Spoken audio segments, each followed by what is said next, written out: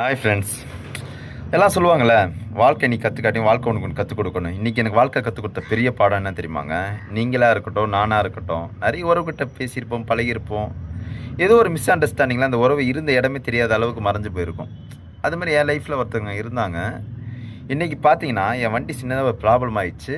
இங்கே இருக்கவங்க எல்லார்கிட்டையும் ஹெல்ப் கேட்டேன். யாருமே ஹெல்ப் பண்ணல. ஹெல்ப் பண்ணவும் மாட்டாங்க, அது வேறு விஷயம்.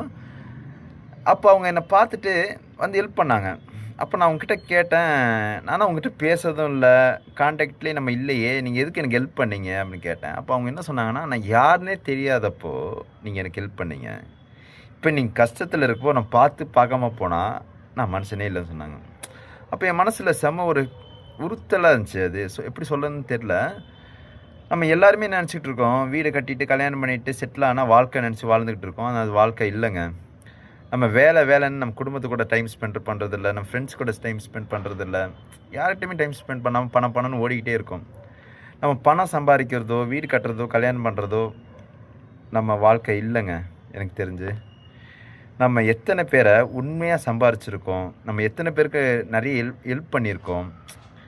ஒருத்தங்க அழுதா அவங்கள சிரிக்க வைக்கணும், சிரிக்கிறவங்கள அழுக வைக்கக்கூடாதுன்னு எனக்கு இன்றைக்கி புரிஞ்சிச்சு. நம்ம இந்த உலகத்தை விட்டு போப்போ நம்மளை சுற்றி நிறைய பேர் இருப்பாங்க.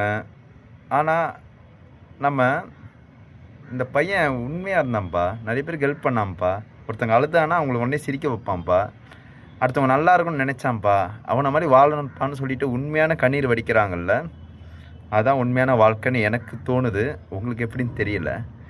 நம்ம நிறைய உறவுகளை இழந்திருப்போம், இழந்த உறவுகளை சம்பாதிப்போம், இனிமேல் இருக்கிற உறவை இழக்காமல் பார்த்துப்போம். ஓகேவா? என்ன சின்ன சண்டையாக இருந்தாலும் அவங்க பேசாட்டி நம்ம கால் பண்ணி பேசலாம், தப்பு கிடையாது. ஏன்னா ஒரே ஒரு லைஃப் தானே. இந்த வாழ்க்கை அன்பான ஒரு வாழ்க்கையாக மாற்றுவோம். இப்போ இந்த நம்ம இருக்கிற ஜென்ரேஷனுக்கு அன்பு தான் முக்கியம். ஓகேவா? இதுதான் பேசினா தப்பாக நினச்சிக்காதீங்க. நீங்களும் அதுமாதிரி உங்கள் லைஃப்பில் நிறைய பேர் இழந்திருந்தால் திரும்ப கால் பண்ணி பேசுங்க. சிம்பிளாக முடிஞ்சிடும். பெரிய பிரச்சனையாக இருந்தாலும் ஒரு கால் எல்லா பிரச்சனையும் தீர்ந்துடும். ஓகேவா? தேங்க்யூ.